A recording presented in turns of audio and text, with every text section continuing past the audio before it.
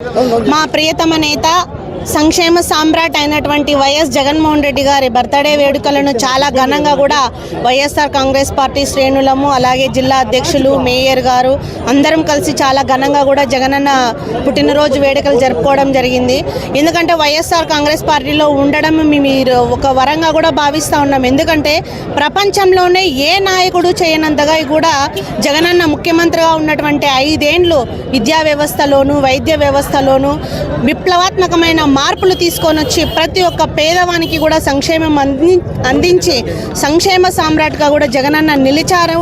అది ఒప్పుకోవాలని ఎంతైనా కూడా ఉందని కూడా ఈ సందర్భంగా తెలియజేస్తూ ఉన్నాము. ఎందుకంటే ఈరోజు విద్యా వ్యవస్థలో చూసుకుంటే అమ్మ ఒడి, విద్యా దీవెన, వసతి దీవెన, ఫీజు రియంబర్స్మెంటు, విదేశీ విద్యా కానుక, అలాగే స్కూళ్ళలో నాడు నేడు ద్వారా రూపురేఖలు మార్చి పిల్లలకి యూనిఫామ్స్, బుక్స్ ఇస్తూ అలాగే టేబుల్స్, డిజిటల్ బోర్డు ఇస్తూ అలాగే 8th క్లాస్ పిల్లలకు బైజూస్ కంటెంట్ ద్వారా ట్యాబ్ ఇస్తూ జగనన్న విద్యా వ్యవస్థలోనే మంచి మార్పులు తీసుకొని వచ్చి పేదవాని పిల్లకు కూడా కార్పొరేట్ స్థాయిలో విద్యను అందించి ఇంగ్లీష్ మీడియం తీసుకొని వచ్చి జగనన్న పేదలకు ఎంతగానో అండగా నిలిచారు.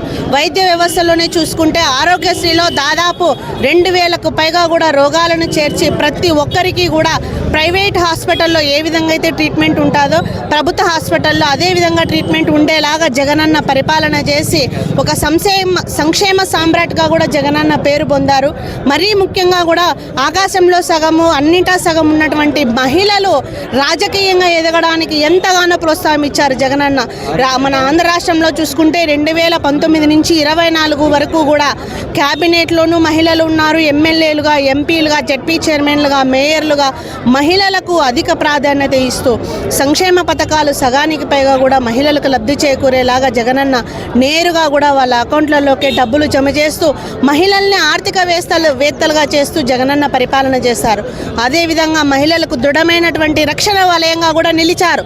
దిశా చట్టాన్ని తీసుకొని వచ్చి దిశా పోలీస్ స్టేషన్లు ఏర్పాటు చేసి దిశా యాప్ను తీసుకొని వచ్చి ఇలా జగనన్న చేసినటువంటి సంక్షేమాన్ని కానీ అభివృద్ధి కనిపించలేదు అంటారు. ఈరోజు గ్రామాల్లోకి వెళ్తే ప్రతి పంచాయతీలో సచివాలయాన్ని ఏర్పాటు చేశారు, ఆర్బీకేని ఏర్పాటు చేశారు, హెల్త్ సెంటర్ ఏర్పాటు చేశారు. అది అభివృద్ధి కాదా అని మేము అడుగుతూ ఉన్నాం. అక్కడికి వెళ్ళాలంటే రోడ్డు సౌకర్యం కల్పించారు, నీరు కల్పించారు, ఎలక్ట్రిసిటీ కల్పించారు. ప్రతి ఒక్క పేదవానికి కూడా హౌసింగ్ ద్వారా కూడా జగనన్న ఇళ్ల పట్టాలు అందించి నేరుగా మహిళల పేరిటనే రిజిస్ట్రేషన్ చేయించి మహిళలను ఒక ఇంటి అధికారిగా కూడా జగనన్న చేశారు.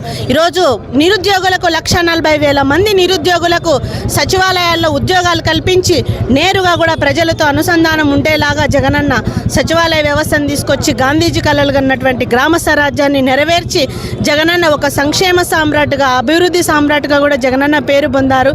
ఇంత మంచి జగనన్నను మాకు ఇచ్చినందుకు వైఎస్ రాజశేఖర రెడ్డి గారి దంపతులకు ఈ సందర్భంగా చేతులు జోడించి ధన్యవాదాలు తెలియజేస్తూ అలాగే భారతమ్మ కుటుంబాన్ని అలాగే మరొక వైపు వ్యాపారాన్ని సమగ్రంగా నిర్వర్తిస్తూ జగనన్నని ప్రజల కోసం పంపించినందుకు కూడా భారతమ్మ గారికి కూడా ఈ సందర్భంగా ప్రత్యేక ధన్యవాదాలు తెలియజేస్తూ జగనన్నకు మరొకసారి కూడా పుట్టినరోజు శుభాకాంక్షలు తెలియజేస్తా ఉన్నాం.